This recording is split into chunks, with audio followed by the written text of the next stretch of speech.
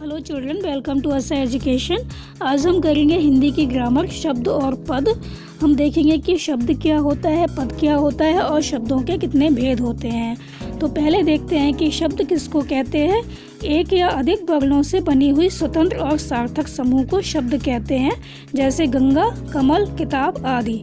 तो इसमें क्या बताया गया है, जो शब्द होता है वो किसी एक या अधिक वर्णों से मिलकर बनता है और स्वतंत्र होता है और सार्थक होता है। सार्थक होता है मतलब जिसका कोई अर्थ होता है, स्वतंत्र होता है मतलब वो किसी वाक्य में बंधा हुआ नहीं होता, और एक या अधिक वर्णों से मिलकर बनता है। जैसे गंगा है, उसमें केवल एक वर्ण है गा, और कमल है, उसमें 3 वर्ण हैं का, मा और ला। ऐसी किताब है, उसमें 3 वर्ण हैं का, ता और बा। तो ये क्या है, अलग अलग वर्णों से मिलकर बने हुए हैं और अपने आप में क्या है, ये सार्थक शब्द है, तो ये एक शब्द कहलाएंगे। तो इसमें क्या होता है, ये स्वतंत्र होते हैं, सार्थक होते हैं, एक या अधिक वर्णों से मिलकर बनते हैं, वो कहलाते हैं शब्द।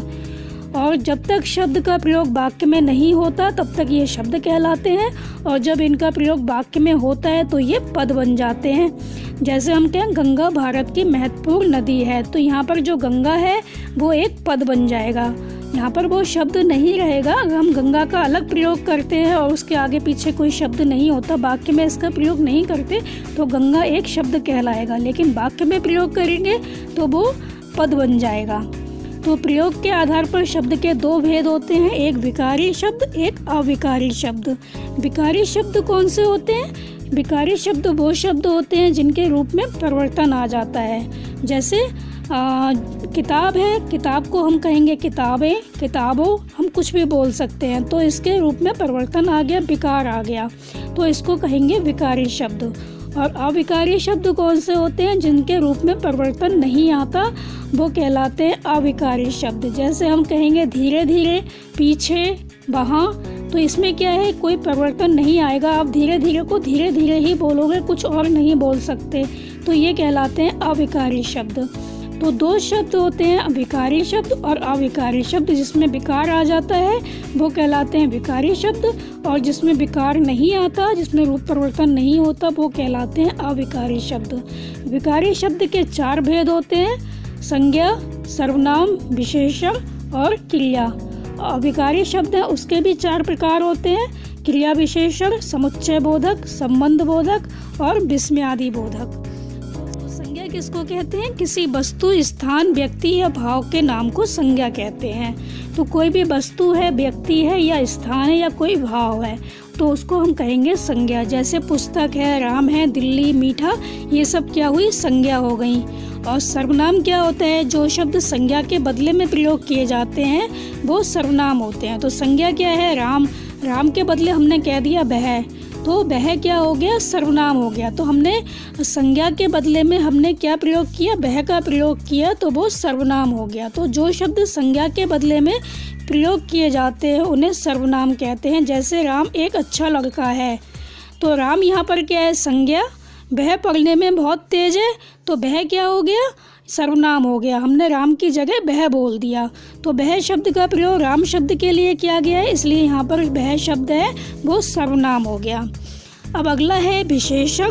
तो जो शब्द संज्ञा या सर्वनाम की विशेषता बताते हैं, जैसे हम कहें राम बहुत सुंदर है, तो राम की विशेषता क्या है, सुंदर है, तो जो सुंदर शब्द है वो विशेषण हो जाएगा। तो जो शब्द संज्ञा या सर्वनाम की विशेषता बतलाते हैं उन्हें विशेषण कहते हैं। जैसे हम कहें सफ़ेद कपड़ा, तो सफ़ेद शब्द है वो विशेषण हो गया। तो सफ़ेद शब्द क्या हुआ, विशेषण, क्योंकि वो विशेषता बता रहा है कपड़े की, तो ये विशेषण हो गया। और क्रिया क्या होती है?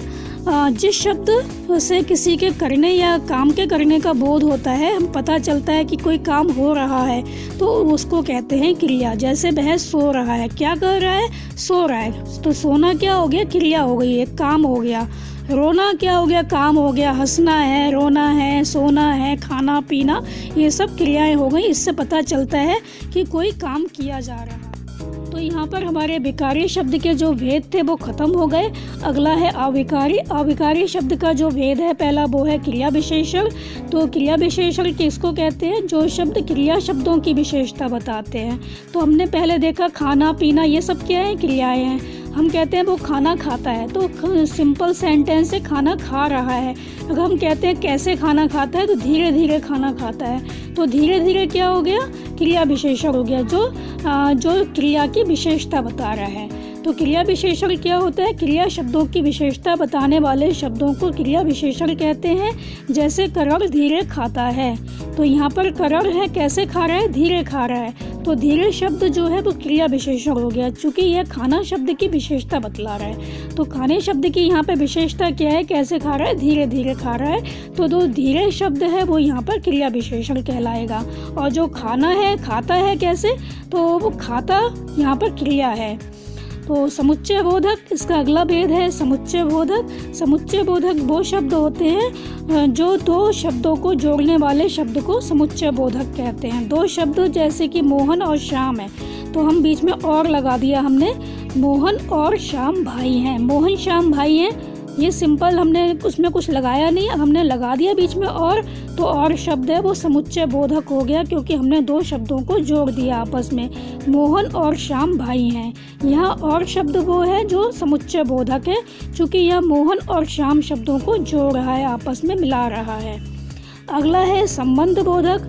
जो शब्द दो शब्दों के बीच के संबंध को बताते हैं उसे संबंध बोधक कहते हैं। तो जो शब्द दो शब्दों के बीच के संबंध को, जैसे वह राम की कलम है, तो इस वाक्य में की शब्द जो है वो संबंध बोधक है, क्योंकि यह राम और कलम शब्द के बीच संबंध स्थापित कर रही है। तो क्या है, किसकी कलम है, राम की कलम है, तो राम से संबंध किसका है, कलम का, कलम का संबंध किससे है, राम से। तो यहाँ पर ये जो की शब्द है वो संबंध बोधक हो गया। अगर हम कहें राम और कलम, तो ये समुच्चय बोधक हुआ और जो लगा बीच में, लेकिन हम जो संबंध बता रहे हैं कि ये किसकी कलम है, तो ये राम की कलम है, तो जो की है वो संबंध बोधक हो गया। अगला है विस्मय आदि बोधक। तो जिन शब्दों से हर्ष, शोक, उल्लास, विस्मय आदि का भाव प्रकट होता है उन्हें विस्मय आदि बोधक कहते हैं। जैसे हम कहें अरे तुम यहाँ हो, तो हम यहाँ पर एकदम आश्चर्य से पूछ रहे हैं अरे, तो हम यहाँ पे आश्चर्य प्रकट कर रहे हैं, विस्मय प्रकट कर रहे हैं, तो यहाँ पर क्या हो गया, विस्मय आदि बोधक हो गया। हम क्या, अरे वाह तुम जीत गए, तो हम यहाँ पे खुशी प्रकट कर रहे हैं, हर्ष हो रहा है हमें, तो ये सब क्या हुई, विस्मय आदि बोधक हो गए। तो ये आपका ख़त्म हो गया बच्चों, शब्द और पद उसके भेद। तो आप इसको अच्छे से समझ लीजिए बच्चों, और कुछ आपको डाउट हो तो आप कमेंट बॉक्स में ज़रूर लिखिए।